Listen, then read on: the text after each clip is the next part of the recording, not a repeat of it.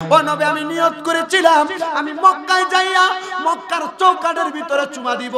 আপনাদের দুয়ার বরকতে গত 3 মাস আগে আমি আমার এই ঠোঁটগুলা দিয়া মক্কার চৌকাঠে চুমা দিছি, আমি আল্লাহর কাবা ঘরের চাদরে চুমা দিছি, আমি এই ঠোঁটগুলা দিয়া 11 বার হাজরে আসওয়াদ পাথরে চুমা দিছি, আমি ঠোঁটগুলা দিয়া রহমতের নবী রওজা মুবারকে চুমা দিছি।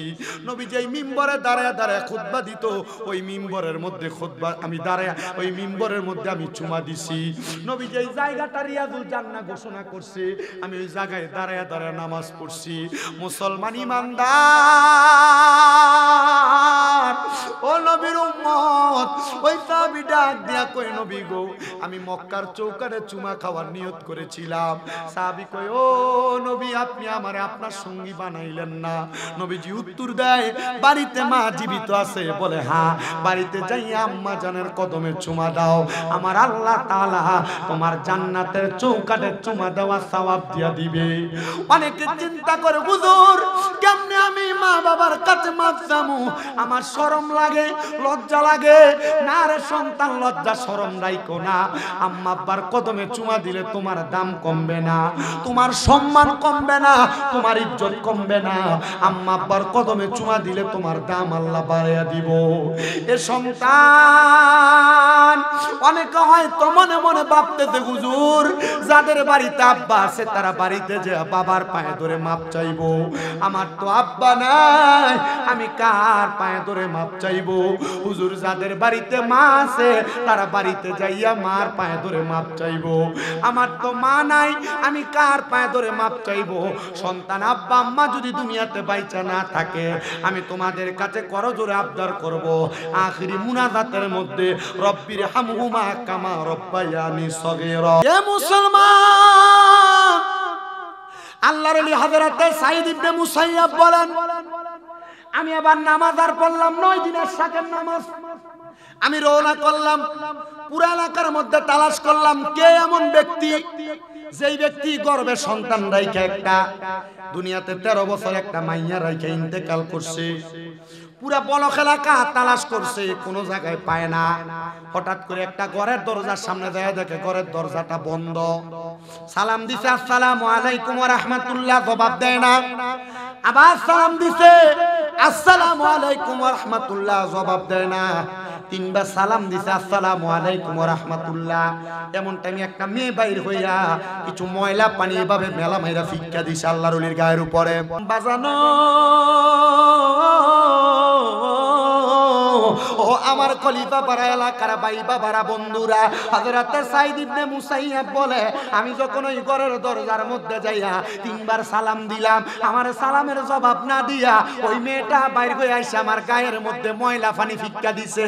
আমি এমন অবস্থা দেইখা আমি ঘরের সামনে থেকে কাঁক দিয়া চইলা যাই।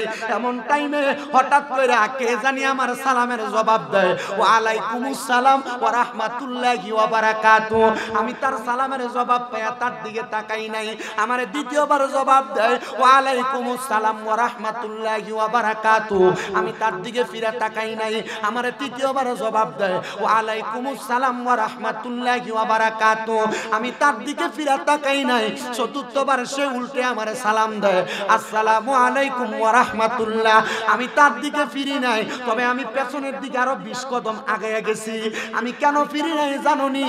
আমি না ফিরার কারণ হইল সে হইল আমার জন্য একটা মহিলা অবৈধ, সে আমার জন্য গায়রে মাহরাম, আমি তার দিকে তাকাইতে পারবো না।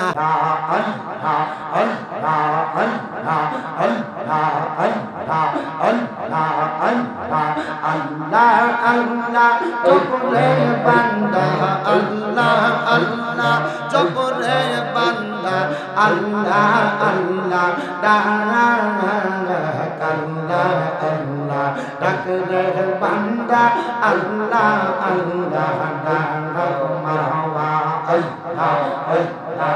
সেই নামেতে পাইবে মুক্তি, সেই নামেতে পরবর্তী, সেই নামেতে পাইবা মুক্তি, সেই নামেতে পরবর্তী। আল্লাহর জিকির করতে পারলে, আল্লাহর জিকির করতে পারলে গুনাহ পাবি মানা। আল্লাহ আল্লাহ ডাকলে বান্দা আল্লাহ আল্লাহ ডাক মারহাবা আল্লাহ আল্লাহ আল্লাহ লা ইলাহা ইল্লাল্লাহ লা ইলাহা ইল্লাল্লাহ মুহাম্মদ রাসূলুল্লাহ আখিরাতে পারবো বিতয় ফুল সে রাতের মারহাবা আল্লাহ আল্লাহ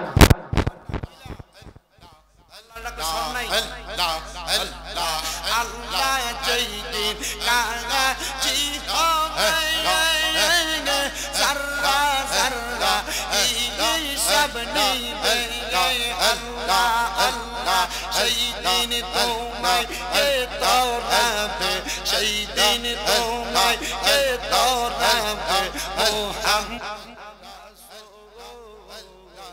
আখিরাতে আর হবে ফুল সাদার ফুল মারহাবা আল্লাহ আল্লাহ 40,000 বছর লাগবে ফুল সাদাত পাগার দিতে মারহাবা আল্লাহ আল্লাহ সেই দিন তোমায় এ তোরাবে সেই দিন তোমায় এ তোরাবে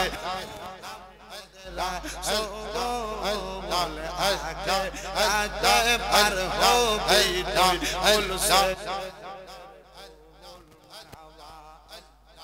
अल्लाह इलाहा इल्लल्लाह अल्हम्दुलिल्लाह अल्लाह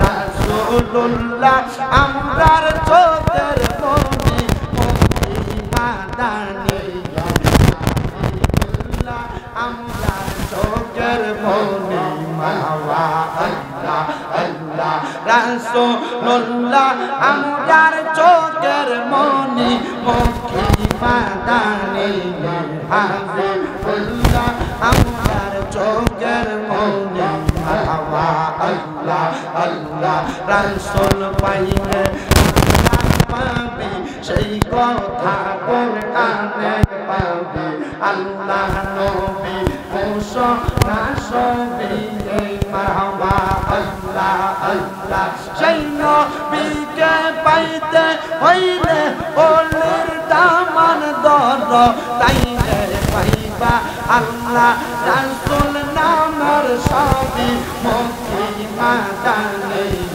রাসূলুল্লাহ আমরা চোখের মনি মারহাবা আল্লাহ আল্লাহ রাসূলুল্লাহ আমরা চোখের মনি মুক্তি মাদানী রাসূলুল্লাহ আমরা চোখের মনি মারহাবা আল্লাহ আল্লাহ আল্লাহ আল্লাহ আল্লাহ লা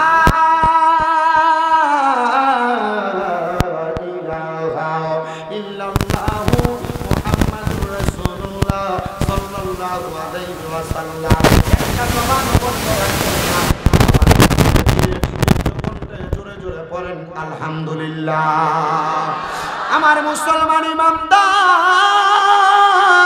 ও নবীর উম্মতের দল আর ডাইনে বামে যাচ্ছি না আমি আল্লাহ তাআলার কোরআনুল কারীম থেকে আমি দুইটা আয়াত তেলাওয়াত করেছি আমি চেষ্টা করব আপনাদের কাছে দুইটা আয়াতের নিরিখে কয়েকটা কথা বলার জন্য আল্লাহ তাআলা কোরআনুল কারীমের মধ্যে ঘোষণা করেন বিসমিল্লাহির রহমানির রহিম ইয়া আইয়ুহাল্লাযীনা আমানু তাকুল্লাহা ওয়াল তানজুর নাফসুম মা কদ্দামাত লিগাদিন ওয়াত্তাকুল্লাহা ইন্নাল্লাহা খাবীরুম বিমা তা'মালুন জবান খুলে উচ্চ কণ্ঠে জোরে জোরে পড়েন আল্লাহু আকবার আমার আল্লাহ তাআলা জানায় দেয় বান্দা, ইয়া আইয়ুহাল্লাযীনা আমানু, তোমরা যারা ঈমান এনেছো, ইত্তাকুল্লাহ, তোমরা আল্লাহকে ভয় করো।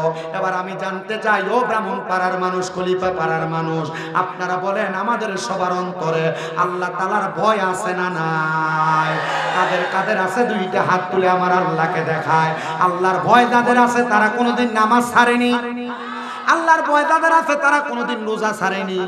আল্লাহর ভয় যাদের আছে তারা কোনোদিন সুদ খায়নি। আল্লাহর ভয় যাদের আছে তারা কোনোদিন হারাম খায়নি। আল্লাহর ভয় যাদের আছে তারা কোনোদিন পরের হক মাইরা খায়নি। এই কোরআনের আয়াতের ব্যাখ্যা করতে গেলে দেখবেন আপনাদের এলাকার কত সুদখোর ধরা খায়, কত ঘুষখোর ধরা খায়, কত পরের হক মাইরা খাওয়িনে ধরা খায়। আমি আজকে আপনাদের কাছে ধারাবাহিকভাবে বয়ানের মধ্যে কথাগুলো বলে দিয়ে যাব।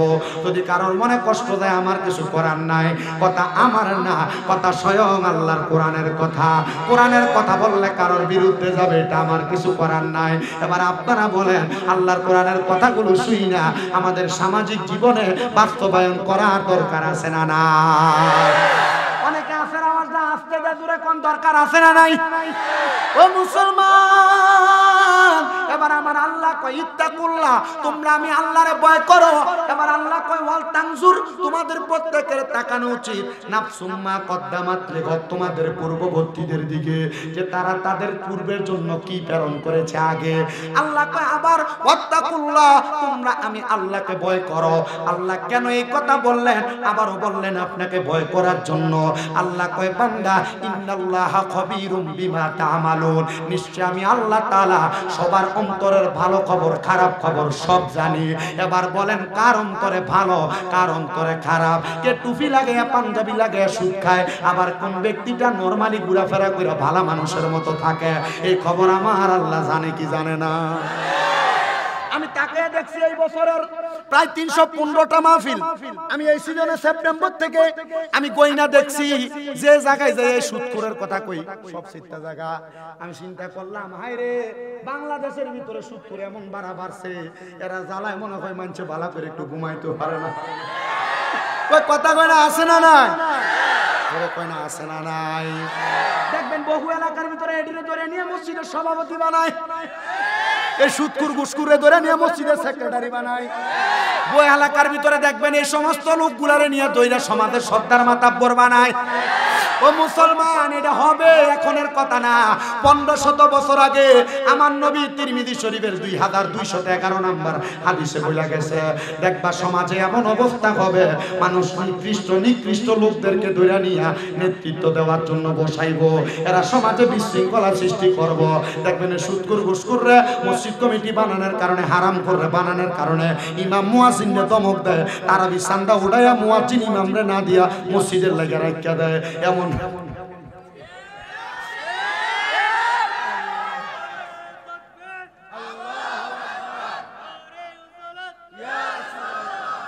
আছে, এমন তারাবি এটাতে সামনে ইমাম সাহেব তারাবি চান্দা টিয়া কয়ে কয়ে কয়ে তুলব।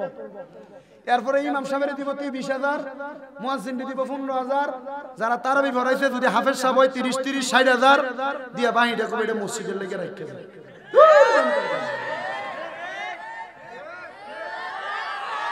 আমি চিন্তা করি এই মসজিদ কমিটি নিয়ে আল্লাহ তাআলা জালেম হিসেবে কবরের ভিতরে ইচ্ছা মতো ফিডায়। কারণ তুমি তুল্লাহ তারাবির কথা কয়ে তুমি রাহো মসজিদে, তোমার কে শিখিয়ে দিছে বেটা বাটফার?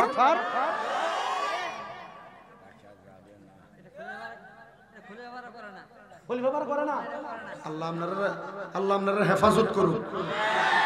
যদি করতেন তাহলে কইতাম হেদায়েত করুন। আলহামদুলিল্লাহ কোন বেটা ইমামের বেতনেতে 7,000 আর 8,000 টিয়া, এক বস্তা চাউলের দাম 32 টিয়া, হিসাব করে দেখলে দেখা যায়। বেটা বউ চাউল কিনের পরে তরি তরকারি করতে কিনে, আর বউ যে রয়েছে হুজুর রে,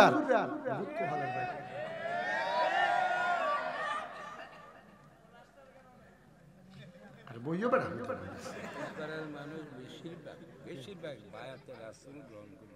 আব্বা আমার ওয়াজ আপনি মনে হুজুর চিনছেন না, আমার ওয়াজের ধারাবাহিকতা আছে, আপনি দেখেন আমি ওর ওয়াজ কই যা একটু বইয়ের নিরাম।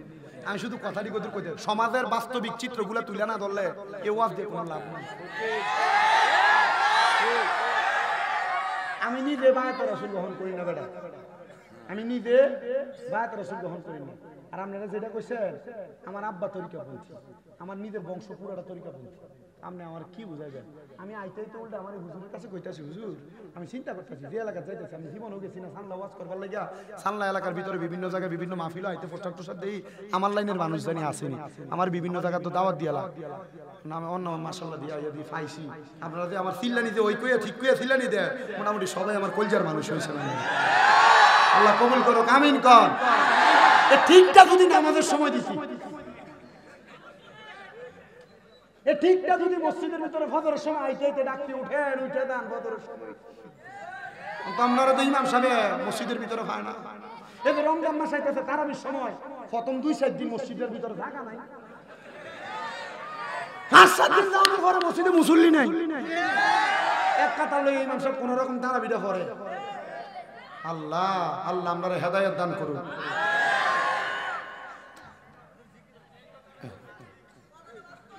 কথা বাস্তব না বাস্তব? বাস্তব কথা, আল্লাহ কবুল করেন, আমিন কন। আল্লাহ তাআলারই ঘোষণা, আল্লাহ সবার মনের খবর জানেন। বাবা নামাজও পড়বা, হারামও খাইবা, পরের হক মাইরা খাইবা, আমি তোমাদের পায়ে হাত দিয়ে বলি এগুলা কইরো না, এটার কারণে আল্লাহর কাছে জবাব দেওয়া লাগবে। এবার আল্লাহ পরের আয়াতে ঘোষণা করেন, ওয়ালা তাকুনু কাল্লাযীনা নাসুল্লাহা ফাআনসাহুম আনফুসাহুম উলাইকা হুমুল ফাসিকুন। জবান খুলে উচ্চ কণ্ঠে জোরে জোরে কোন আল্লাহু আকবার। আমার আল্লাহ কয় ওয়ালা তাকুনু, তোমরা তাদের মতো হয়ো না, কাল্লাযীনা যাহারা নাসুল্লাহা নিজের কথা ভুলে গেছে, ফাআনসাহুম আনফুসাহুম আমার আল্লাহ তাদেরকে তাদের কথা ভুলে রাখছে, এরা আর কেউ না, উলাইকা হুমুল ফাসিকুন এরা হলো ফাসিক। এ দুনিয়ার মানুষ তোমরা তাদের মতো হয়ো না। ও বাবা তারা কারা? দেখবেন আমাদের সমাজে মানুষ খারাপ বলে কাদেরকে? যারা নেশা করে, যারা পরের হক খায়, যারা সমাজের মধ্যে বিভ্রান্ত তৈরি করে, মানুষ তাদেরকে খারাপ মনে করে। কিন্তু দেখবেন সমাজের বহু মানুষ মুসলমান, আব্বা এরা দাঁড়িয়ে দাঁড়িয়ে ওয়াজ শুনুক, এই মুরব্বি বাবা এবার না না দাঁড়ায় শুনুক। বিষয়টা হইলো এর কাছে ভাল লাগছে, এরা এসে দাঁড়ায় গেছে, বসতে কইলে দেখছেন 3বার বসতে কইছে, এরা চলে যাচ্ছে, এরা দাঁড়ায় শুনুক না, আমরা বসতে বইলেন না।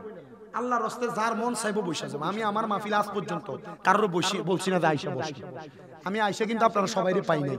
আমার আগের হুজুর আমার থেকে বেশি শিক্ষিত, আমার থেকে ভালো ওয়াজ করছে, কিন্তু আপনাদেরকে পাই নাই। ওই ভাইরালের যুগে খাইছে চেহারাটা সামনে লেগে। কথা ঠিক আছে? আমার মতো ভালো ভালো আলেম রাস্তা রাস্তায় ঘুরে, আমার থেকে আরো ভালো ভালো আলেম দাওয়াত দেন না, আমি প্রত্যেকদিন দুইটা করুন লাগে, কিচ্ছু করার নেই। কারণ কি দেখছেন সব পতলায়। তা আমার কথা হচ্ছে যে আইসা বসবো আলহামদুলিল্লাহ, কারণ আল্লাহ তাআলা সবার কপালে হেদায়েত দেয় না। কথা কই না, এটা তো জান্নাতের বাগান। অনেকে রাস্তাঘাটেও শুনতাছে, যারা দোয়ানদারি করতেছে এরাও শুনতাছে না, কিন্তু হেদায়েত হইতো না। ঠিক আছে না? আল্লাহ আমরা সবাইরে বোঝার তৌফিক দিক, আমিন কোন। আমি ওয়াজটা লাগাইতাম যাই একটা ডিস্টার্ব আসে। আল্লাহর রাস্তায় কেউ কাউরে বসতে বলেন না, যার মন চাইবে বসবো। কোনো বাচ্চা যদি দুষ্টামিও করে ডাক দিয়েন না, তারা তার মতো দুষ্টামি করতে দিয়েন, কারণ বাচ্চা মানুষ। আসেন আমার বাবারাম, আমি যেই কথা বলতেছি, অনেক মানুষ দেখবেন নামাজ পড়ে না কিন্তু সুন্দরভাবে চলাফেরা করে, ঝগড়া ফাসাদ করে না, দ্বন্দ্ব করে না, এরা মুসলমান দাবি করে, এরা ফাসিক হয়ে যায়। এই ফাসিক হওয়ার কারণে আল্লাহ তাআলার পথ থেকে তারা বিমুখ হয়ে যায়। তাদের দুনিয়ার ইবাদত গুলো ভালো লাগে না, আবার ইবাদত না করতে করতে তাদের অন্তরটা একবারে শক্ত হয়ে যায়। তখন তারা যখন কোনো ভালো কাজ করে তাদের কাছে আর ভালো লাগতেছে না। তো আল্লাহ তাআলার একজন খাস বান্দা হযরতে ওয়াইসাল কারনী রাদিয়াল্লাহু তাআলা আনহু, ওনার কথা আপনারা সবাই শুনেছেন। ওয়াইসাল কারনীর আব্বা জান ছিল হযরতে আমির ইবনে আল মুরাদি। হযরতে আমির ইবনে আল মুরাদি উনি বলেন, ও দুনিয়ার মানুষের দলেরা, আমি আমের মনে মনে একদিন চিন্তা করেছিলাম দুনিয়ার জমিনে যতদিন বসবাস করব আমি আল্লাহ তাআলার ইবাদতে মশগুল থাকব। ও আমির ইবনে আল মুরাদি, আপনি কেন আমির ইবনে জুস আল মুরাদি আপনি কেন এই নিয়ত করলেন? উনি বলেন, আমার আল্লাহ তাআলা আমাকে আল্লাহ আল্লাহ তাআলার পথ মতে থাকলে নাজাতের একটা রাস্তা দিয়ে দিবে। বলে হুজুর নাজাতটা কোনটা? আমার আল্লাহ কয় কোরআনুল কারীমে লা ইয়াস্তাউই আসহাবুন নারি ওয়া আসহাবুল জান্নাহ আসহাবুল জান্নাতি হুমুল ফাইজুন। আল্লাহ কয় বান্দা জান্নাতি এবং দুজকি তারা এক রকম না। আল্লাহ কারা সৌভাগ্যবান? আল্লাহ কয় আসহাবুল জান্নাতি হুমুল ফাইজুন, যারা জান্নাতি তারা হলো বড় সৌভাগ্যবান। ও আল্লাহ আপনার জান্নাত আমরা কামনা করি, জান্নাত আমরা পাইতে চাই। ও আমার খলিফাপাড়া এলাকার পর্দার অন্তরালের মা বোনেরা, দক্ষিণ চান্দলা এলাকার যুবক মুরব্বী বাবারা, আল্লাহর জান্নাত এত মজার জায়গা, এত আরামের জায়গা। আমার আল্লাহর জান্নাত যখন বান্দাদেরকে প্রবেশ করাবে, বান্দাকে আহলান ওয়া সাহালান মারহাবান দুয়ুফুল্লাহ দুয়ুফুর রহমান বলে স্বাগতম জানাবে। আর সর্বপ্রথম মাছের কলিজা যারা বান্দাদেরকে মেহমানদারি করাবে, আল্লাহর বান্দা হযরতে আমির ইবনে জুস আল মুরাদি আল ইয়ামিনী, হযরতে জুন্নুন হযরতে ওয়াইসাল করণীর আব্বা জান, উনি বলেন আমি আল্লাহর কাছে ইরাদা করলাম, আল্লাহ আমি রাহমাতুল লিল আলামিন নবীর সন্ধান সাক্ষাৎ পাবো কিনা আমি জানি না। আল্লাহ তোমার কাছে ফরিয়াদ, আমার স্ত্রী একজন গর্ভবতী, আমার স্ত্রীর গর্ভে একটা সন্তান আছে। আল্লাহ আমি রহমতের নবীর হাত ধরে ইসলাম গ্রহণ করতে পারবো না, তবে আমার সন্তান যেন আল্লাহর নবীর জামানায় আইসা রহমতের নবীর কাছে ইসলাম ধর্ম গ্রহণ করতে পারে। আপনারা বলেন বাবা যদি দোয়া করে আল্লাহ ওই দোয়া কবুল করতে পারে কি পারে না? সন্তানের দলেরা যারা এখানে বসেছেন বেশিরভাগ আবিয়াতা, বেশিরভাগ কিশোর বয়সের, বেশিরভাগ ছোট কচিকাচা। তোমাদের কাছে আমার আবদার হলো, তোমার মা বাপ তোমার মাঝে মাঝে বিভিন্ন আদেশ করে, হারা দেয়, যেটা আমরা কুমিল্লার ভাষায় কই, তোমার বিভিন্ন কাজের হারা দেয়। ফাটতাম না বলে তুমি যে কথাটা বলো, তোমার মা বাবার মনে কষ্ট যায় না, হয়তো ঠিক আছে সন্তান মনে করে কষ্ট নেয় না, কিন্তু আমার আল্লাহ তাআলার ফেরেশতারা লিপিবদ্ধ করে রাখে এই সন্তান তার মা বাবার অবাধ্য হয়ে। তুমি ছোট, তুমি মেজ, তুমি কিশোর, তুমি যুবক, মনে রাখবা আল্লাহ তাআলার অসংখ্য বরকত থেকে তুমি দূরে সরে যাইবা। হযরতে আমির আল জুস আল মুরাদি আল ইয়ামিনী, নামটা বড় লম্বা, হযরতে আমির আল জুস, আমির ইবনে জুস আল মুরাদি আল ইয়ামিনী, ইয়ামেনে রহমতের নবী কয় তার ব্যাপারে না, আমি তার সন্তানের ব্যাপারে বলবো।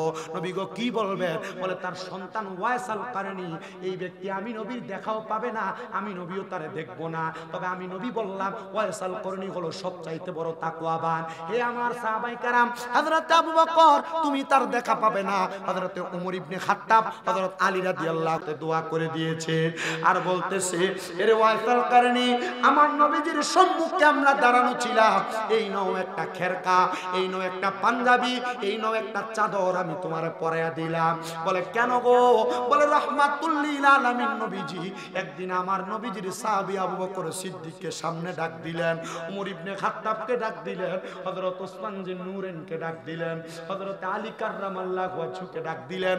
নবী আমার ডাক দিয়া কয় ও আবু বকর তুমি আমি নবীর সে আশিকের সে দেখা পাবে না, তবে ওমর ইবনে খাত্তাব, ওসমান জিন নূরেন আমার আলী দেখা পাবে। এই নাও একটা চাদর মুবারক, আমি নবীর ওই প্রেমিকের জন্য হাদিয়া প্রদান করলাম, এই চাদরটা আমার আশিকের কাছে পৌঁছে দিবা, বলবা আমি নবী মুহাব্বত করে তাকে চাদরটা প্রদান করলাম। ওই চাদর ওয়াইসাল কারণীকে পৌঁছে দেওয়া হয়েছে রে মুসলমান। ওয়াইসাল কারণী বলে ওই চাদরটা জড়াইয়া আমি নবীর চতুর্থ খলিফা হযরতে আলী রাদিয়াল্লাহু তাআলার সাথে সিফফিনের যুদ্ধে অংশগ্রহণ করেছি। আর সিফফিনের যুদ্ধের ময়দানে অংশগ্রহণ কইরা হযরতে ওয়াইসাল কারণী দুনিয়া থেকে বিদায় হয়ে গেছে। আর আমার আল্লাহ তাআলার প্যারা হাবিব বলেছে আমার ওয়াইসাল কারণী যখন বিদায় হয়ে যাবে, ওয়াইসাল কারণী সিরিয়াতে থাকবে, সিরিয়া থেকে আমার ওয়াইসাল কারণীরে কুফা নগরীর মধ্যে গমন করানো হবে। ও মুসলমানেরা, কুফা নগরীতে গমন করাইছে রে ওয়াইসাল কারণীরে আমার নবী কেন না দেখেও মুহাব্বত করছে, না দেখেও তারে ভালোবাসছে। এটার একমাত্র কারণ ফয়সাল কারনীর ভিতরে তার আম্মা জানের বড় মুহাব্বত ছিল। কিন্তু তোমার ভিতরে তোমার মায়ের প্রতি কত মুহাব্বত আমি জানি না।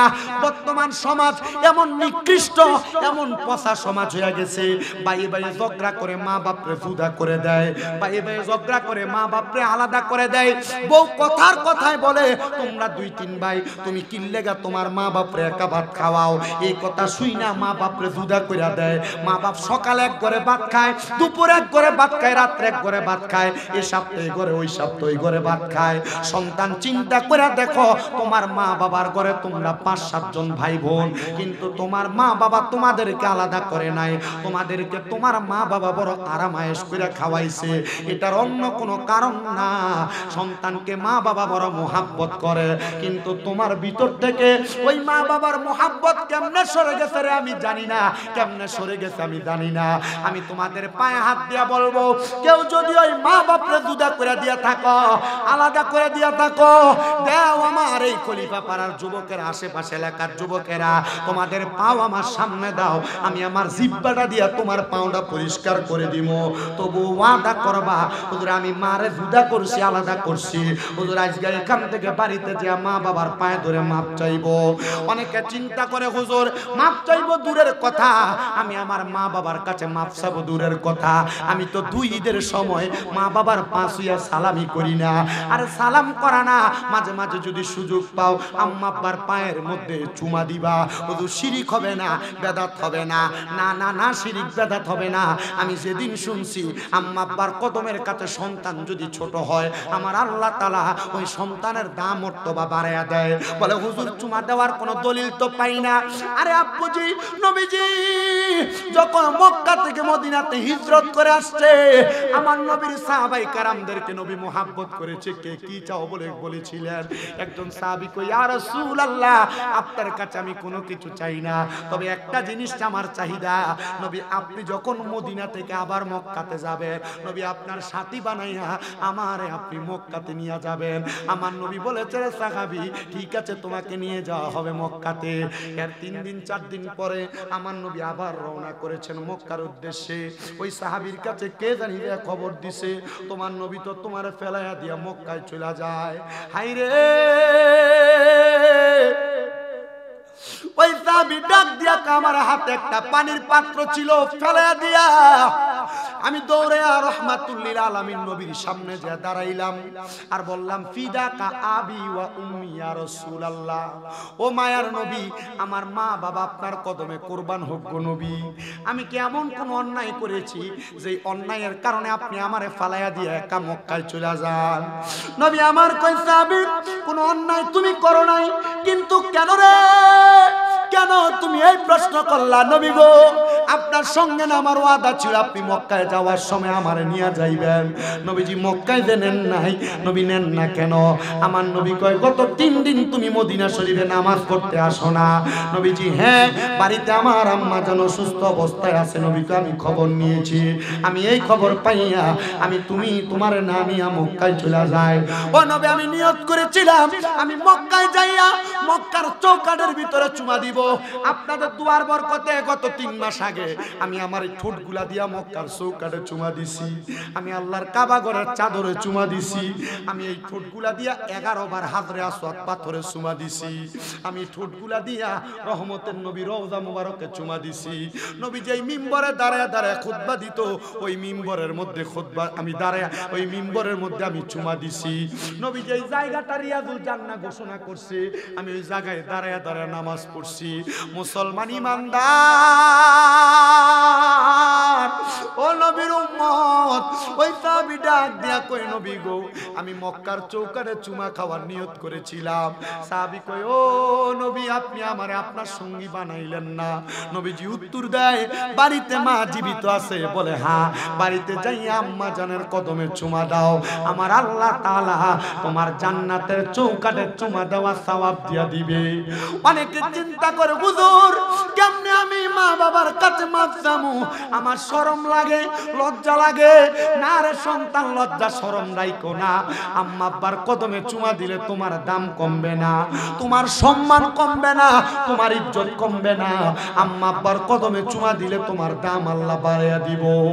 এ সন্তান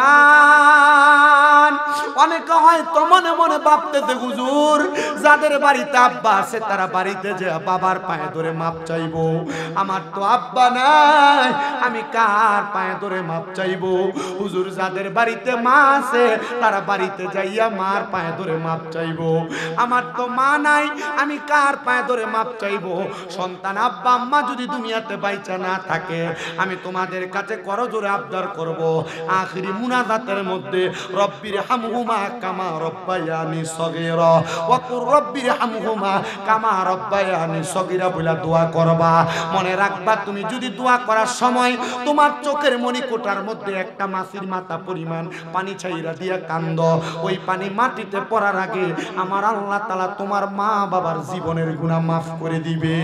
কিন্তু তোমার মা তোমার ছাইরা দিয়া কবরের বাসিন্দা হয়ে গেছে, অনেক দিন হয়ে যায় তুমি তোমার মার চেহারা দেখো না, অনেক দিন হয়ে যায় তুমি তোমার আব্বা জানের চেহারা দেখো না।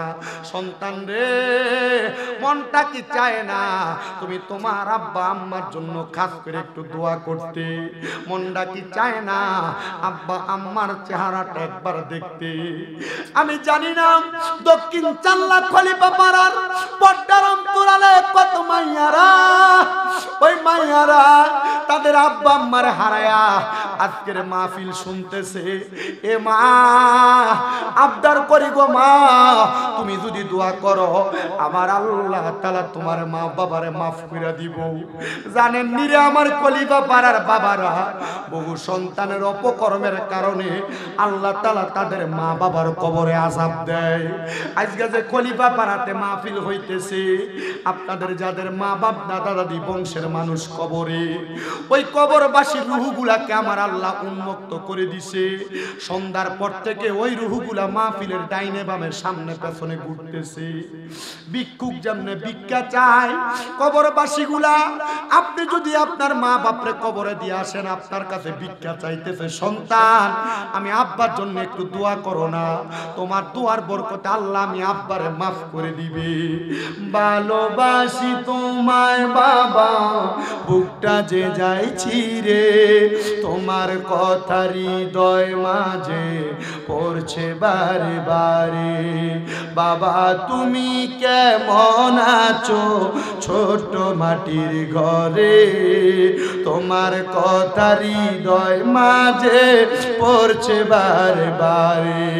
বাবা গো ও বাবা, বাবা গো ও বাবা।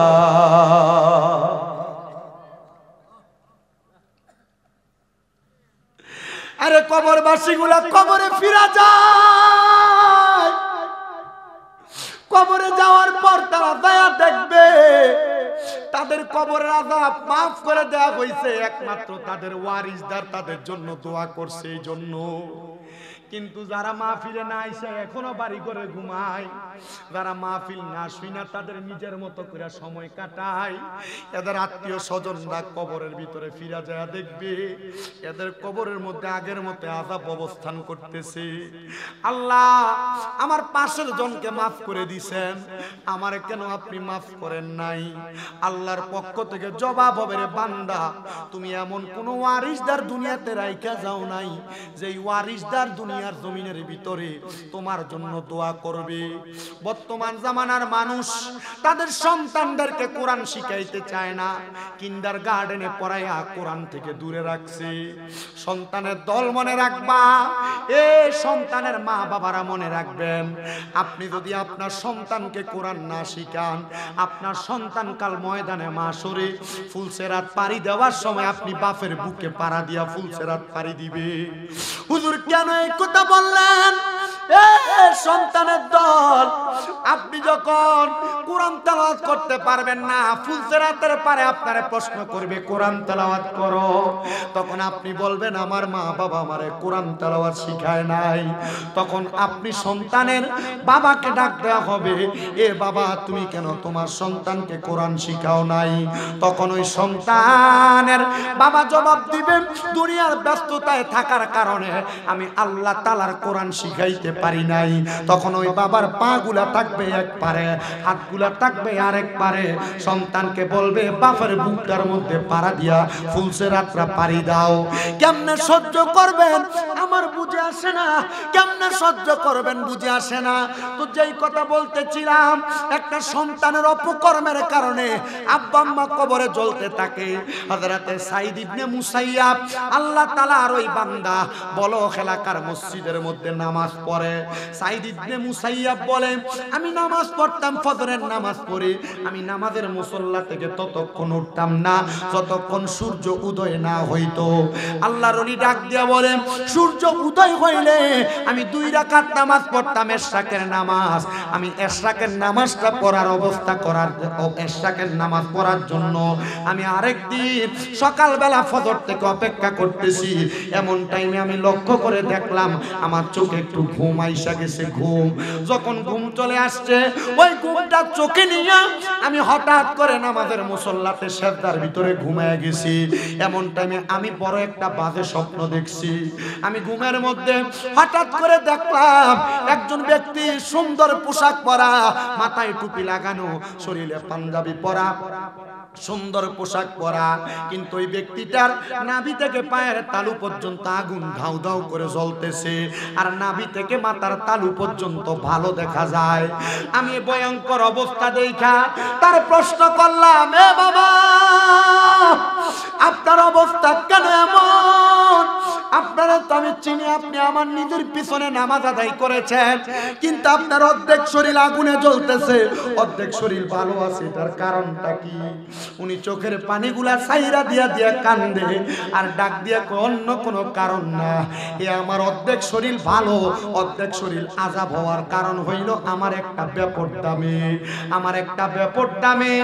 বলে কারণ কি? বলেন অন্য কোনো কারণ না রে। আমি যখন ইন্তেকাল করি আমার একটা মেয়ের বয়স ছিল মাত্র 13 বছর।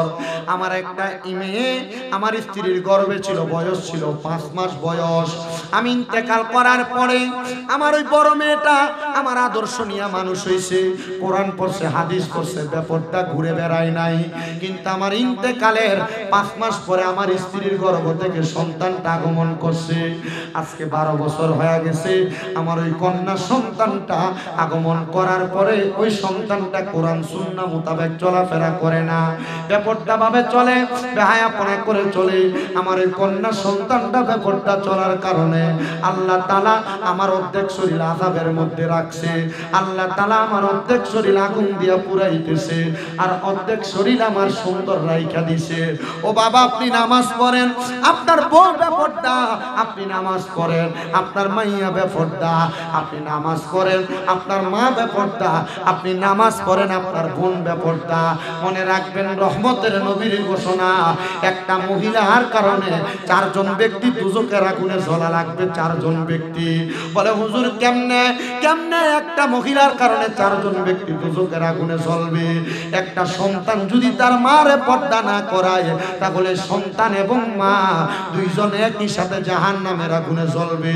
কোন ভাই যদি তার বোনকে পর্দা না করায় তাহলে ভাইটা তার বোনের কারণে দুজকের আগুনে জ্বলবে। আর তুমি ভাই তোমার বোনকে মোটরসাইকেলের পেছনে নিয়ে ঘুরো, তোমার এলাকায় গায়ে হলুদের অনুষ্ঠান হইলে তোমার বোনের নাচে, এটাতে বাধা দাও না।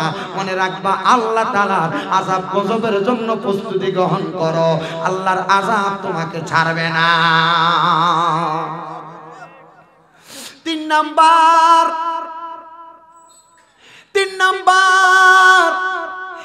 একটা স্বামী তার স্ত্রীর জন্য দুদকের আগুনে জ্বলবে রে, দুদকের আগুনে জ্বলবে। হুজুর কেমনে? কোন স্বামী বিবাহ করার পর যদি তার স্ত্রীর পর্দা না করায় তাহলে ওই স্বামীটা তার স্ত্রীর কারণে দুদকের আগুনে জ্বলবে। এই সন্তানের দল আপনারা যারা বিবাহ করেছেন, আপনারা আপনার স্ত্রীকে অটোমেটিক ছেড়ে দেন। আপনার স্ত্রী কেমন করে চলে বেড়ায়, আপনার ছোট ভাইয়ের সামনে যায়, আপনি তারা বলতেছেন এটা তোমার ছোট ভাইয়ের মতো, কিন্তু নবী কয় একটা দেবর তার বাবির জন্য কাল সাফের মতো। কিসের মতো? ওয়াজ ভালো লাগে না? না এই ওয়াজ ভালো লাগতো না আপনার কাছে, কারণ অনেকে হিসাব করে দেখলে দেখবো আমার বউ বেফরদা, আমার জি বেফরদা, আমার মাইয়া বেফরদা, আমার ফুতের বউ বেফরদা। কথা কই না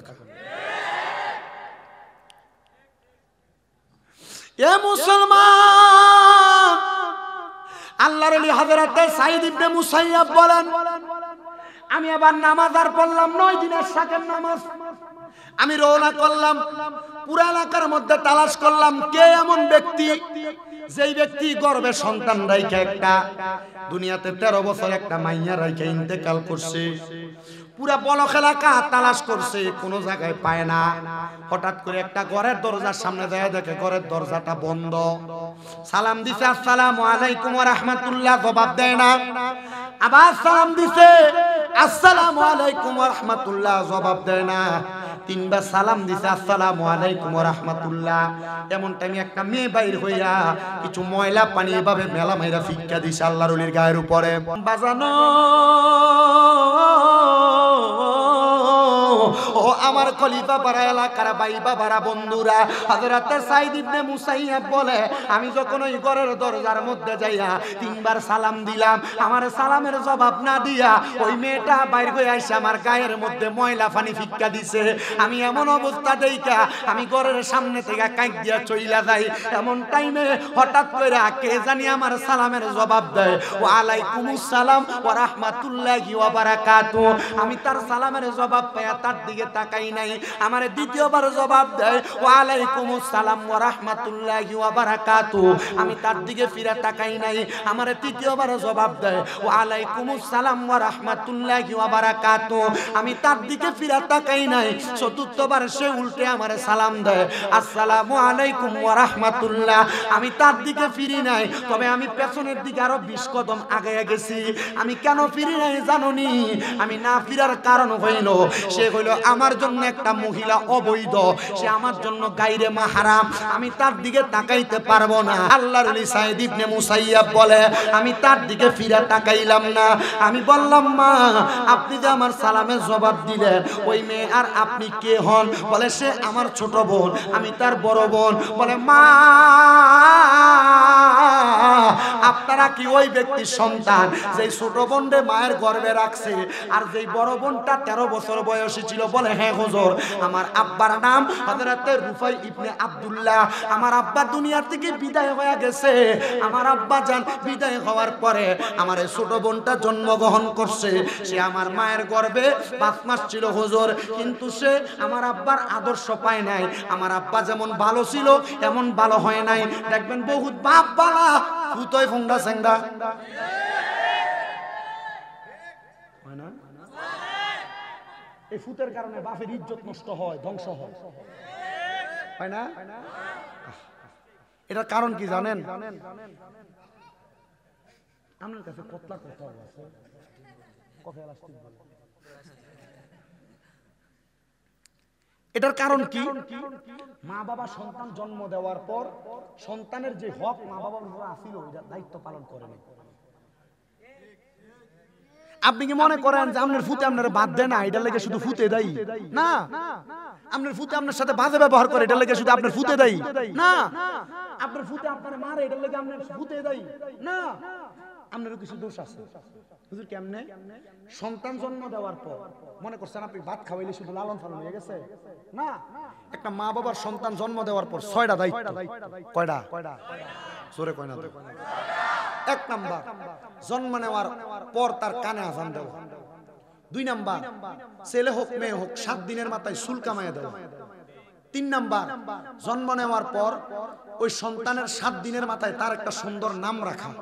4 নাম্বার, সন্তান জন্ম নেওয়ার পর যদি মা বাবা স্বাবলম্বী হয়, ছেলে হইলে একটা ছাগল, মেয়ে হইলে একটা ছাগল, ছেলে হইলে 2টা ছাগল, 7 দিনের মাথায় আকিকা দেওয়া যদি সম্ভব হয়, না হইলে যখন হাতে টাকা হবে তখন আকিকা দেওয়া। 5 নাম্বার দায়িত্ব, সন্তান প্রাপ্ত বয়স্ক হইলে 7 বছর বয়স থেকে নামাজের আদেশ করা, 10 বছর থেকে নামাজের জন্য প্রহার করা। 6 নাম্বার দায়িত্ব, ওই সন্তানকে মা বাবা কোরআন শিক্ষা দেওয়া। যদি আপনি 6টা দায়িত্ব পালন করেন, মৌলিক দায়িত্ব, এরপরে খাওয়াইতে পারলেন কি পারলেন না, আপনার সন্তান আদর্শ ছাড়া হবে না, আদর্শওয়ালা হবে। কারণ কোরআন যে শিখছে, নামাজ যে শিখছে এবং তার শরঈ বিধানগুলো যে পালন করছে, এ সন্তান কোনোদিন মা বাপের ভাত না দিয়ে থাকতে পারে না। এই সন্তান কোনোদিন মা বাপরে বৃদ্ধাশ্রমে দিতে পারে না। এই সন্তান কোনোদিন মা বাপরে ধমক দিতে পারে না। এই সন্তান কোনোদিন মা বাপরে শ্বশুর শাশুড়িরে বেশি সম্মান দিয়ে মা বাপরে কম সম্মান দিতে পারে না।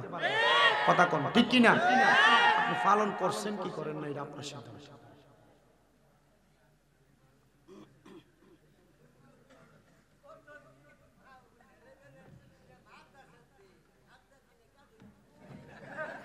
আপনি তো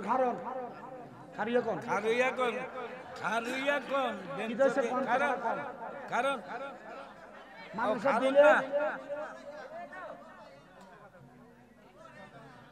মাদ্রাসা দিলে ফলাইও চলে ফরাইও না। আচ্ছা অবুঝি এটারও কাহিনী আছে। আমরা সমাজে মানুষ মাদ্রাসাতে কোন ফলাটা জানেননি, যে এটা একটু জাবা, যেটা একটু লুলা, যেটা মোটামুটি কথা আইয় না, এটারে নিয়ে দেয় মাদ্রাসা। আপনি কথা কন না কেন? আর এটা মোটামুটি একটু ফুক্ত, এটা নিয়ে সায়েন্সে ভর্তি করা। আবার দেখবেন বর্তমানে ফয়সালারা মোটামুটি কোরআনে হাফেজ বানায় বা মাদ্রাসায় পড়ায়, কিন্তু বহুত ফয়সালারা এদের ফুলামেনের মাদ্রাসা পড়ায়, কিন্তু মোল্লাগিরি করবো, 100টি হাদিয়া নেব, 100টি হাদিয়া না, আমাদের মতো মোটামুটি 50-60 টাকা করতো না। কথা কয় না কি লাগে? আপনারা দুয়ার বরকত, আমার এখন 6-6টা মাদ্রাসা চলে, আমি হিসাব করে দেখি 1170 জন আমার মাদ্রাসার পোলাপান আছে। এটা আমাদের মাদ্রাসার আমাদের এই বড় ভাই, উনি একজন মুফতি প্লাস মুহাদ্দিস। আমি শুধু আজকে আমার লগে একটু দূর আইছি, মাঝে মাঝে আবদার করে আমার লগে আনি, কিন্তু বেটার একজন ভাত খাওয়াইছি না। আমি চিন্তা ছিল, মনে করছি আইয়া লোক খামু, সাথে সাথে দৃষ্টি দিই, যতক্ষণ হুজুরে আমার বয়ে ওয়াজ করছে ততক্ষণে ভাত খাওয়া যেত। আমি ওনারা আমার সাথে নিয়ে আসি, ভাত রেডি করেন, তরকারি গরম করেন, যারা করে খানা। উনি উনি উনি নিজে নিজে আমাদের একটা মাদ্রাসা, উনি নিজে মালিক, নিজে পরিচালনা করে। উনি যেভাবে পরিচালনা করে, হেবাটার কাছ থেকে ফুলাইন ভাগ পারে না, উল্টা এবারে একটা ফুলাইন মোটামুটি ডর ইন্তজার, যে ফুলাইন ভাগ্যে যা কুমিল্লা চকবাজার নূরপুর তাফিজুল কোরআন মাদ্রাসা নিয়ে দিয়ে গেল। আমার এনে জেলখানার মতো বাগনের লাইন নেই, মানে আপনি তো নিয়ে দেন আল্লাহর রস্তিয়ে ফরানের লেগে, মনে রাখেন আল্লাহর রস্তিয়ে ফরানের লেগে ভাড়া ভাড়া দেন, আল্লাহর রস্তি দান সৎকার টেহা দিয়ে ফরতে ফরতে ফোলা সিনার থেকে এলেমে নূর জেগে। কথা বুঝছেন? এই যে দেখেন না বিভিন্ন জায়গায় মাদ্রাসার ফুলামেন দিয়ে এমনি সাওয়াই খালি সাওয়াই, এটা মাদ্রাসার দোষ না, তো সামনে আমনেও তো সান আল্লাহর রস্তে ফরাইতেন। আপনি আপনার ফুতের পিছনে 2-3 হাজার 4 হাজার যদি খরচ করে একটা ভালো মাদ্রাসায় দিতেন, এ ফুতের কি দিয়ে খোঁজাইতো? কথা কয় না? মানে আমনে তো দেন হুজুর আমার সামর্থ্য নাই, হুজুর নিজে কিন্তু বালা বালা মাশাআল্লাহ লুঙ্গি দি বালা বালা ডিফিন দেয়, মাসে মাসে ডিজেল কিন্তু ঠিক মতো দেয়, ওয়াইফের বিল ভালো মতো দেয়, কিন্তু ফোলার মাদ্রাসার বিল আর মুক্তবির বিল ঠিক মতো দেয় না। এ ফুতে মা বাপের মুইয়াই বই এটাই ঠিক। আপনার কষ্ট হইতেছে? আমি 2-3 মাহফিলের ওয়াজ মানে 1 ঘন্টাতে করছি আপনাদের কাছে, অনেকগুলো ওয়াজ আমি আপনাদের কাছে প্রকাশ করছি, আমি চেষ্টা করছি। আর ওয়াজ হইছে এইটা, যখন প্রথম যেদিকে দুইছি এটা হইছে মূল ওয়াজ। বইয়েন মাশাআল্লাহ কি হয় বড় কয়টা টোয়া, আমি তো তাতে 25 বাজে আর কি 1.5 ঘন্টা হইছে। তো শেষ আমি আমার কথাটা বলি, হযরত সাঈদ ইবনে মুসাইয়াব বলে, জগতের মানুষ, এ দুনিয়ার মানুষ তোমরা শুনো, আমি মাইয়ারে বললাম আমি তোমাদের কাছে একটা খবর দেওয়ার জন্য আসছি, তোমার আব্বাজান কবরে কষ্ট পাইতেছে। আমি জানতে চাই আল্লাহর ওলিরা চোখ বন্ধ করলে কবরের খবর, পরবর্তী খবর আল্লাহর ওলিরা বলতে পারে কি পারে না? ওলিটা হন লাগবো বালা, ওলিটা হন লাগবো খালেস, ওলিটা হন লাগবো মুখলেস। কথা কই না কা? ওলি চেহারার দিকে চাইলে আল্লাহর কথা মনে হওয়া লাগবে। ইবনে মাজাহ শরীফের 3 নম্বর পৃষ্ঠার 303 নম্বর পৃষ্ঠার হাদিস আল্লাহর নবী কয় আল্লাহর ওলি তারা ইজারু যুকিরাল্লাহু আযজা ওয়া জাল্লা, যে ওলির চেহারার দিকে চাইলে আমার আল্লাহর কথা মনে হইয়া যায়। বলে হুজুর কেমনে? আল্লাহর তো দেখছি না, আল্লাহর কথা কেমনে ওলির দিকে চাইলে মনে হইব? আরে আল্লাহর ওলির ঈমান, আল্লাহর ওলির আখলাক, আল্লাহর ওলির আমল দেখলে মনে হইবে এটা আল্লাহওয়ালা ব্যক্তি। হ্যাঁ, এটাই আল্লাহ পর্যন্ত পৌঁছাইতে পারবো। আল্লাহ পর্যন্ত পৌঁছাইতে পারলে তোমার অন্তরটাও ঠান্ডা হবে। জন্য আসে কয় ওরে দুনিয়ার মানুষ তোমরা শোনো, ওরে কলব জিন্দা হয়ে যাবে, এলমেলাদুন হাসিল হবে। আরে কলবে জিন্দা হয়ে যাবে, আরে এলমেলাদুন হাসিল হবে। আরে নিজের মাঝে দেখতে পাবি স্বয়ং রাব্বানা, আরে নিজের মাঝে দেখতে পাবি স্বয়ং রাব্বানা। ঘুমায়ও না মায়ের ঘুমে আশেক জামানা, আরে আখের জামানা। জবান খুলে জোরে কোন আল্লাহু আকবার। এ মুসলমান ইমানদার রে, আল্লাহর ওলি ডাক দিয়া কয় মা আমি দেখছি গো তোমার আব্বা জানের অর্ধেক শরীর আযাব অর্ধেক শরীর ভালো। আমি এখন বুঝতে পারছি আল্লাহ তাআলা তোমার আব্বা জানের অর্ধেক শরীর ভালো রাখছে তুমি বড় মাইয়ার কারণে, আর অর্ধেক শরীরে আযাব দিছে এই ছোট মাইয়ার কারণে। ছোট মাইয়ার এই কথাটা শোনার সাথে সাথে একটা লাফ দিয়া সাইদ ইবনে মুসাইয়াবের পাগুলার মধ্যে হামজা করে ধরছে। হুজুর যেই বাপের জন্মের পরে দেখছি না, যেই বাপের সাক্ষাৎ পাইছি না, যেই বাপরে একবার বাপ কইয়া ডাকতে পারছি না, আমার বাপে বুঝি আমার কারণে কবরের আযাবে জ্বলতাছে। হুজুর গো আমি আর কোনোদিন ব্যাপারটা চলতাম না, বেহায়াপনা করতাম না। হুজুর আপনি বলেন না আমি কেমনে দুনিয়াতে চলতাম? হুজুর কয় মহিলা, একটা মহিলা মানুষ 60টা কাম করলে জান্নাতে যাইতে পারে। এ চামলা এলাকার খলিফা পাড়ার মা বোনেরা একটু মনোযোগ দিয়া শোনো, একটা মহিলা 4 কাম করলে জান্নাতে যাইতে পারে। 1 নাম্বার কোন মহিলা যদি নিয়মিত নামাজ পড়ে, 2 নাম্বার নিয়মিত রোজা রাখে, কোন মহিলা যদি নিজের লজ্জাস্থানের হেফাজত করে, 4 নাম্বার স্বামীর আদর্শ অমান্য না করে, ওই মহিলা জান্নাতে যাইতে পারবে সহজ। আমরা বেটারা জান্নাতে যাওয়ান কঠিন, কিন্তু বেডিয়ে জান্নাতে যাওয়ান সহজ। 4 কাম করলে মহিলা জান্নাতি। 1 নাম্বার নামাজ, 2 নাম্বার রোজা, 3 নাম্বার লজ্জাস্থানের হেফাজত, 4 নাম্বার স্বামীর আদর্শ মানা। কিন্তু আমরা সমাজের বেডিয়ে জামাই যদি কয় এমনে হেভি করে নি কথা কয় না কা? এ বেডিয়ে জামাইরে অমান্য করে এমন বেডিয়ে আছে না নাই? মহিলা জান্নাতে তো আটকে দেবো, সাবধান। জামাই তোমার কাছে 1 গ্লাস পানি চাই, তুমি দাও না, পরে বেটা লগের ভাবির কাছে যে 1 গ্লাস পানি দেন না, বেটি লেবুর রস সিপ পাই না দেয়, তখন আর বেটি আর ভাল লাগে না, এখন ভাল লাগে ভাবি ধরে। তো জামাই খারাপ হওয়ার পিছনে বেটির দোষ আছে না নাই?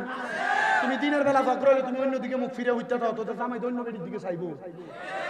আল্লাহর নবী কইছে এবারে উঠতে থাকা কি তো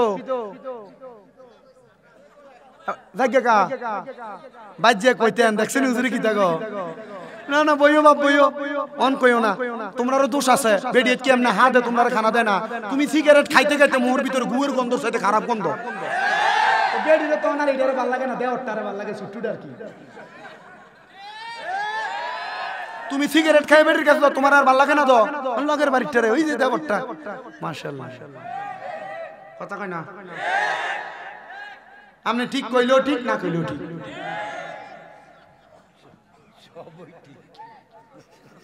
আপনি চিন্তা করতেছেন না ওয়াজটা যেটা হইব না।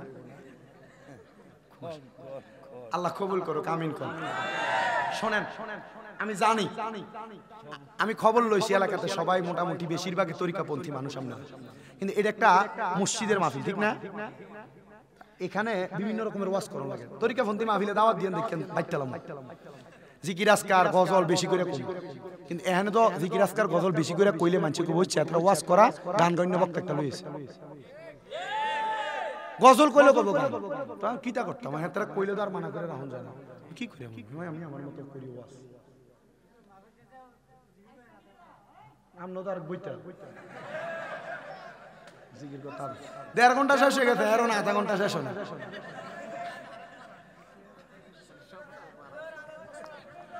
তো বেরিয়ে জামাইয়ের কথা হনুন লাগবো নি না, আপনারা ফানি দিতে দেরি হইলে আমি গাল বেড়ে খিছেন রহমতের নবীর ঘোষণা, তোমরা তোমাদের স্ত্রীদের মুখের মধ্যে গালের মধ্যে আঘাত করো। নবী কেন? বলে তারা তোমাদের কাছে সাময়িক সময়ের মেহমান। আমনে বেডির মা বাপের নাম তুলে গাইলাম, আমনে আপনার বেডিরে দুইটা ফিট বেড়ে খিস্তে বেডি এত রাগ করতো না, আপনি তার মা বাপের নাম তুলে একবার গালি দিলেছে যত রাগ করবে। কারণ কোন মহিলা তার মা বাপকে গালি দেওয়া পছন্দ করে না। নবীজি নিজে বলতেছেন তোমরা তোমাদের স্ত্রীদেরকে মা বাবার নাম তুলে গালি দিও না। নবী কেন? আমি নবী মহিলাদের বাবা। আপনি যে আপনার বেডির অমুক মারানি জিকে গালি দিলেন, গালিটা কার গায়ে দিয়ে পড়লো? মা কথা কয় না, নবীজির উপরে দিয়ে পড়ে না, গালি দিও না বাবা। মহিলাদেরকে কন্ট্রোল করা একটু কঠিন, মহিলাদেরকে কন্ট্রোল করা একটু কঠিন, শুধু কঠিন না বেশি কঠিন। এরা আল্লাহ বাম পাজরে আদম আলাইহিস সালামের বাঁকা হাড্ডি দিয়ে বানাইছে, আপনি কন্ট্রোল করতে পারবেন কেমন? আল্লাহ তাআলার একজন বন্ধু ছিলেন হযরতে এমনি হুননি কোন রকম, আল্লাহ তাআলার একজন বন্ধু যার নাম হযরতে শেখ সাদী রহমাতুল্লাহ আলাইহি, নাম শুনছেন? উনি গুলিস্তান এবং গুরুস্তান লেখছেন। আল্লামা শেখ সাদী রহমাতুল্লাহ আলাইহি বলে, ও জগতের মানুষ, আমি নিজে তো আমার বউরে কন্ট্রোল করতে কষ্ট হইছে। আল্লামা শেখ সাদী কেন? বলে কেন জানো? আমি আমার এক ছাত্ররে পড়াইতেছিলাম, সকাল থেকে সন্ধ্যা পর্যন্ত পড়াইছি। তো দুপুর বেলা হঠাৎ করে আমার ছাত্র বাড়িতে যাবে খাবার খাইতে, আমি তারে কইলাম বাড়িতে যাইও না, আমার বাড়িতেই খাবার খাইও। আমি পেছনে গেলাম, যে দেখলাম আমার স্ত্রী কি রান্না করছে। আমি যাই দেখি মাটির পাতিলের ভিতরে চাউল আর পানি দিয়ে রাখছে, তরকারি নিয়ে সবজি কুইটা চাউলের পানি দিয়ে রাখছে। আমি জিগেলাম এখনো রান্না করলা না, দুপুর করে গেল, খাবে কি? বলে হ্যাঁ খাবে। বলে কি খাবে? বলে তো রান্না তো করে নাই, লাকড়ি এনে দেন নাই। তো জামাই কো লাকড়ি সন্ধান করতে পারলো না। আসলে লাকড়ি সন্ধান করা কি এটা বউর কাজ? কার কাজ? স্বামীর কাজ। তো আল্লামা শেখ সাদীর বউ সেদ্দা যে ডেগের ফাতিলটা, এটা হলো আল্লামা শেখ সাদীর মাথার ভিতরে আমি ধুরুম করে বাড়ি মারছি। বাড়ি মারাতে ডেগের তলাটা ভাঙ্গা যে কাছেটা আছে আল্লামা শেখ সাদীর গলার ভিতরে ফুলের মালা যেমন এমন হয়ে গেছে। আচ্ছা আমরা বেড়া যদি তো ধুরুম করে একটা খিস্ত না, আপনি যদি হতেন খিস্তেন। আল্লামা শেখ সাদীকে আমি আমার বউরে মারি না। কি করছেন? আমি তার কৌশলে বিচার করছি। কেমনে বিচার করছেন? আমি আমার স্ত্রীকে কইলাম, ঠিক আছে, যেহেতু তুমি এক সামান্য একটা বিষয় নিয়ে আমার এই কথাটাই এভাবেই আঘাত করলা, তোমার আমি মানলাম না, আমি এখন বাইরে মানুষের কাছে যাই কমু, দেখো আমার বউ আমার কত ভালোবাসে, আমারে ওই যে ব্যাগের কাছারে গলা আটকে দিছে, আমারে আমার বউ আমারে আদর করে মোহাব্বত করে মালাটা দিছে। আল্লামা শেখ সাদীর স্ত্রী, শেখ সাদীর স্ত্রী উনি লাভ দিয়ে ওনার পায়ে ধরে ফেলছেন। স্বামী, এই কথা যদি আপনি মানুষের কাছে যায় কোন মানুষে কইবো আসলে তো আল্লামা শেখ সাদীর বউটা বাজে মানুষ না। না না স্বামী এটা কইরেন না, আপনার কাছে ক্ষমা চাই। মহিলারা স্বামীর সাথে ঝগড়া হইব, নবীজি বলতেছেন স্বামীর সাথে যদি ঝগড়া হয় রাত্রবেলা জামাই বউর বালিশ হইবে একটা। কয়টা? একটা। কিন্তু আপনাকে ঝগড়া লাগলে মাঝখানে কোল বালিশ দিয়ে দেন। বাচ্চা আগে এক সাইডে ঘুমাইতো, যেদিন ঝগড়া হয় এদিন বাচ্চা মাঝখানে চলে আসে। মা মনে রাখেন গো, এটার কারণে আল্লাহর কাছে জবাব দেওয়া লাগবে। বলে কিভাবে জবাব দেওয়া লাগবে? যে কোন স্বামী স্ত্রী যদি রাত্রবেলা একজন আরেকজনের সাথে যত লাইগা থাকবে আর পৃথিবীর যত খালি জায়গা থাকবে, আল্লাহ এই মহিলার জন্য রহমত দিয়ে ভরপুর করে দিবে। মহিলারা তো এই চালাকি বুঝে না, মহিলারা তো এই নিয়ামতের কথা বুঝে না। আব্বা আল্লাহর রাস্তায় এগুলা পালন করার চেষ্টা করেন। ওই আল্লামা শেখ সাদী যখন ঘর থেকে বের হইছে, ছাত্র জিগায় হুজুর এত ছাত্র কন্ট্রোল করতে পারেন, আমরা চাইলে তো আরেকটা বিয়ে করতে পারেন। আল্লামা শেখ সাদী উত্তর দেয়, বাবা আরেকটা বিয়ের কথা কইলা, তিনটা শয়তান ফালতে পারি না, তুমি বলা পাঁচটা শয়তান ফালতে। ছাত্রকে হুজুর কইলাম আরেকটা বিয়ের কথা, আপনি কইলেন যে শয়তানের কথা। বুঝলাম না হুজুর কাহিনীটা। আল্লামা শেখ সাদী কো, বাবা একটা পুরুষের সাথে একটা শয়তান থাকে ধোঁকা দেওয়ার জন্য, একটা নারীর সাথে দুইটা শয়তান থাকে ধোঁকা দেওয়ার জন্য। এখন যদি আরেকটা বিয়ে করি তাহলে এই আরেকটা নারী লোক কয়টা শয়তান হইব? দুইটা। কয়টা হইব? পাঁচটা। বাবা যে তিনটা আছে তিনটাই বালা, এটা লইয়ে ভালো থাকি। আব্বা স্ত্রীর সাথে ঝগড়া হবে, দ্বন্দ্ব হবে, ফাসাদ হবে, আপনি একটু কষ্ট করে কন্ট্রোল করে সংসারটা সুন্দর করে চালাইয়েন। বউয়ের বদনাম মানুষের কাছে কইয়েন না। আর যারা আছে মহিলারা, আপনার স্বামীর সাথে ঝগড়া হইলে আপনি বোনের কাছে, নন্দের কাছে, অমুকের কাছে ঝগড়া করলে এগুলো বলেন, পরে আবার ঠিকই মিলেন, কিন্তু আপনার স্বামী কিন্তু 10 জনের কাছে কালার হয়ে যায়। মা এগুলা করিস না, এগুলার কারণে আল্লাহর কাছে জবাব দেওয়া লাগবে। হযরত সাঈদ ইবনে মুসাইয়াবের কথাটা বলি, ওই মহিলা মাইয়াটা কয়, হুজুর আপনি আমার কন্যা কোন ইবাদত করলে আমার আব্বার আল্লাহ মাফ করব? হুজুর কয় 5 ওয়াক্ত নামাজ, পর্দা, লজ্জাস্থানের হেফাজত, এবং তোমার তো স্বামী নাই, তুমি নিজের মতো করে সুন্দরভাবে চলবা, যেন তোমার নিজের হেফাজত হয়, পর্দা করে চলবা। হুজুর ঠিক আছে। 7 দিন চলছে, মহিলা আর বেপর্দা চলে না। 7 দিনের মাথায় সাঈদ ইবনে মুসাইয়াবের কাছে যে কয়, হুজুর আপনার কাছে ফরিয়াদ, ও হুজুর আপনি কন্যা আমার আব্বা কেমন আছে? হুজুর কেমন আরেক বিপদে ভালাইছে। আমি এশরাকের নামাজ পড়তে যাইয়া তার বাপেরে দেখছি কিন্তু এখন তো আর দেখি না। মনে রাখবেন আপনারা যারা স্বপ্ন দেখেন মারে বাপরে দাদা দাদিরে, স্বপ্ন তাকে দেখানো হয় যাকে স্বপ্ন দেখাইলে ওই মৃত ব্যক্তির উপকার হবে। স্বপ্ন দেখলে সাথে সাথে তার লেগে দোয়া করবেন। কি করবেন? হুজুর দিয়ে ফরাইতে পারেন আর না পারেন নিজে একটু দোয়া করে নেবেন। করলে কি হইব? আল্লাহ আপনার দোয়ার বরকতে তারা মাফ করবে। বলে হুজুর দোয়া দিয়ে লাভ হইব কি? আল্লাহর নবী বলতেছে একটা মৃত ব্যক্তির জন্য কোন জীবিত ব্যক্তি যদি দোয়া করে, সমুদ্রের মাঝখানে একটা লোক ডুবে যাইতেছে, হঠাৎ নৌকা যায় তার উদ্ধার করলে সে যত খুশি হয়, একটা মৃত ব্যক্তির জন্য দোয়া করলে সে তার থেকে বেশি খুশি হয়। আমরা সমাজ আমরা শিক্ষা দিতেছে, নামাজ জানাজার নামাজ পড়ছো তাড়াতাড়ি লাশ মারি দিয়ালো, দোয়ার দরকার নেই। আল্লাহর নবী কই ইজা সাল্লাইতুম আলাল মাইয়িতি ফাকলিসুল দোয়া, যখন তোমরা জানাজার নামাজ পড়ো তখন তার জন্য দোয়া করো। মৌলবী কয় দোয়া করো না, আল্লাহর নবী কয় দোয়া করো। মৌলবীটা মানবেন না নবীটা মানবেন? নবী কয় দোয়া করো। আমি অনেকগুলো বিষয় বলার চেষ্টা করতেছি। তখন আল্লাহর ওলি বলছে, মা এখন তো আমি তোমার বলতে পারতেছি না, তবে তোমার একটা কথা বলি, তুমি তাহাজ্জুদের নামাজ পড়ে আল্লাহর কাছে কান্দো, দেখবা আমার আল্লাহ তাআলা থাক থাক থাক আমার আল্লাহ তাআলা ফিরে আসে, আমার আল্লাহ তাআলা তোমার আব্বা কেমন আছে জানাই দিব। মহিলা কয়, আমি আমার হুজুরের কথা শুনা একটানা 7 দিন তাহাজ্জুদের নামাজ পড়ছি। 7 দিন তাহাজ্জুদের নামাজ পড়ার পর হঠাৎ করে আমি একদিন দেখি আমার ঘরের ভিতরে একটা নূরের আলো চকমক চকমক করতেছে। আমি নূরের আলোটা দেখা আমি জিগাইলাম, কে আপনি?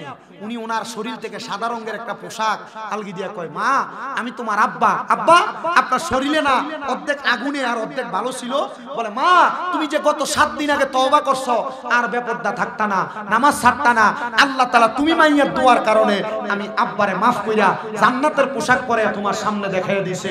ও বন্ধু, আপনাদের অনেকের বাবা নাই, অনেকের মা নাই, আমি দোয়া করব আপনাদেরকে নিয়ে, আল্লাহ যেন আপনাদের মা বাবারে মাফ করে দেয়। আপনারা দোয়া করবেন আমার জন্য, আমার মা বাপ জীবিত, আল্লাহ যেন আমার মা বাপরে মাফ কইরা মক্কা মদিনা যাওয়ার তৌফিক দেয়। দোয়া করবেন তো ইনশাআল্লাহ? দোয়া কারা কারা করবেন হাত তুলে আমার আল্লাহরে দেখায়, আল্লাহ কবুল করেন, জোরে বলেন আমিন। আসলেন নবী এই দরাতে, দয়াল নবী তুমি গুণমনে, মাশাআল্লাহ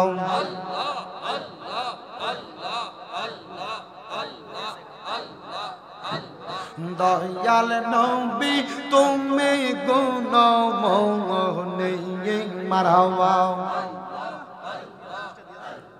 পাপি তাপি উদ্ধারিত ও নবী, সাজদাই থাকবেন পগরি গো নবী, দয়াল নবী তুমি গুণমনে, মারহাবা। আল্লাহ আল্লাহ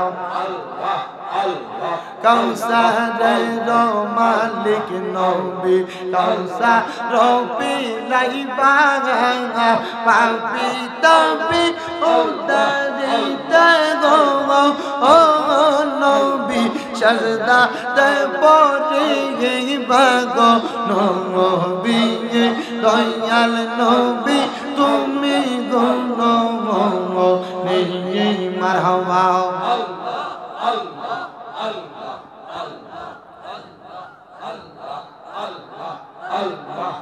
লা ইলাহা ইল্লাল্লাহু মুহাম্মাদুর রাসূলুল্লাহ সাল্লাল্লাহু আলাইহি ওয়াসাল্লাম। হযরত মাওলানা মুহাম্মদ ইউনূসুর রহমান। আমি আমিন আমিন কই হুজুর দোয়াটা করি, আমি শুধু দোয়াটা আমি আমিন আমিন করি। একবার সূরা ফাতিহা, 3 বার সূরা ইখলাস পড়ি। আমি 10,000 টাকা দেব, নিয়ত করছি 11,000 দিবেন। মারহাবা মারহাবা।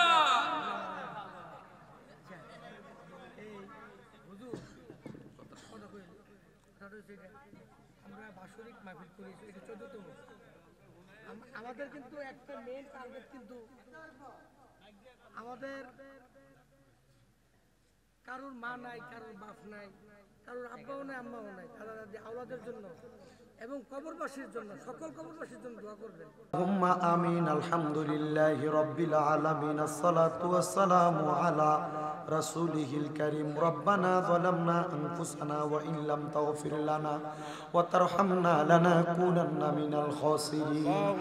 রব্বানা আতিনা ফিদ দুনিয়া হাসানাতাও ওয়া ফিল আখিরাতি হাসানাতাও ওয়া কিনা আযাবান নার। মাবুদু ও দয়াল আল্লাহ একটু রহমতের নজর কইরা তাকায়া দেখেন গো আল্লাহ। এই কুমিল্লা জেলার অন্তর্গত বিপাড়া থানাধীন চান্দলা খলিফাপাড়া কেন্দ্রীয় জামে মসজিদ প্রাঙ্গণে পবিত্র ঈদে মিলাদুন নবী সাল্লাল্লাহু আলাইহি ওয়াসাল্লাম উদযাপন উপলক্ষে 14তম বাৎসরিক ওয়াজ ও দোয়ার মাহফিল সাজাইয়া এই এলাকার আলেম সমাজদারি পাকা মুরব্বী বাবারা, যুবক নওজোয়ান ভাইয়েরা, ছোট্ট ছোট্ট মাসুম বাচ্চারা, পর্দার অন্তরালের আমার কত মা বোনেরা মাপ পাওয়ার আশায় দুইটা হাত আপনার দরবারে বাড়াইয়া দিছে। আল্লাহ, যার হাত আপনার কাছে মায়া লাগে, পছন্দ হই, হাতের উসিলায় আমরার জীবনের গুনাহ মাফ কইরা আমরারে বেগুনাহ মাসুম বান্দা বানায়া দাও মাবুদ। তুমি যদি আমরারে মাফ কইরা দাও আল্লাহ, কারোর কাছে কোনো জবাব দেওয়া লাগবে না। যদি রহমত দিয়া ভরপুর কইরা দাও আল্লাহ, তোমার রহমতের কোনো কমতি হবে না। রহিম রহমান নামটি তোমার আল্লাহ আছে আমরার জানা, সেই নামের উসিলাই গো গুনাহ করে দাও না ক্ষমা। তুমি যদি দাও ফিরাইয়া আল্লাহ যাইব কার কাছে? রহিম রহমান নামের উসিলাই মাফ করো আমরারে দয়াল রে। আমরা গুনাহগার, আমরা বদকার, আমরা সিয়াকার। আমরার গুনার দিকে তাকাইলে আমরার বড় ভয় ভয় লাগে রে আল্লাহ। এই মজলিসে যার হাতটা তোমার মায়া লাগে, পছন্দ হয়, ওই হাতের উসিলায় আমাদের প্রত্যেকরে তুমি কবুল আর মঞ্জুর কইরা নাও। কে জানে হাত বাড়াইছে, কার জানি জগতের মধ্যে বাবা নাই, যেই বাবা রিকশা চালাইয়া মাটি খাইটা মাথার গাম পায়ে ফালাইয়া পরের বাড়িতে বদলার কাজ কইরা সন্তানরে মানুষের মতো মানুষ করার জন্য আব্বা নিজের রক্তরে পানি বানাইছে, এমন আব্বা যাদের অন্ধকার কবরে রে আল্লাহ, আব্বার কবর জান্নাতের বাগান বানাইয়া দাও মাবুদু। কে জানি হাত বাড়াইছে, কার জানি জগতের মধ্যে মা নাই। মাহফিল শেষ করে বাড়িতে যাইব, সবার মুখ দেখবো কিন্তু মার মুখ দেখতো না। আল্লাহ, যাদের এমন মা কবরে, আমার কবর জান্নাতের বাগান বানায়া দাও মনিব। যাদের মা বাবা বেঁচে আছে হায়াতে তৈয়বা নসিব করে দাও। অনেক সন্তানেরা মা হারায়া বাবা হারায়া কান্দে, আম্মা আব্বা দুইজনের কবর নাজাতের ফয়সালা করে দাও। মরিয়া গিয়াছেন আল্লাহ, আল্লাহ দাদার মা বাপ মাফ করিয়া দেন না গো আল্লাহ কবরে আমার আমরা রাম্মায় আব্বার কবরের আযাব বন্ধ হইছে, আমরা দাদা দাদির কবরের আযাব মাফ হইছে নি, আমরা রে তোমার মায়া লাগে। আল্লাহ, যাদের মা বাবা কবরে গো, বাবা আদম আলাইহিস সালাম থেকে আদমের মুনাজাত পর্যন্ত যত মুসলমান নরনারী অন্ধকার কবরে, প্রত্যেকের কবর নাজাতের ফয়সালা করো। মেম্বার সাহেব দোয়া চাইছে, মা নাই, মার কবর নাজাতের ফয়সালা করো। সভাপতি মহোদয় দোয়া চাইছে, ওনার দোয়া কবুল করো। বিশেষ করে সহসভাপতির মাও নাই, বাবাও নাই, দোয়া চাইছে কবুল করো। আমার পাগলা ভাই উনিও দোয়া চাইছে, ওনার দোয়া কবুল মঞ্জুর করে নাও। আমার আরেক ভাই রাশিয়া যাবে নিয়ত করেছে, ওনার যাওয়া কবুল করো। এই এলাকা সহ সমস্ত পৃথিবীর প্রবাসীদেরকে কবুল করে নাও।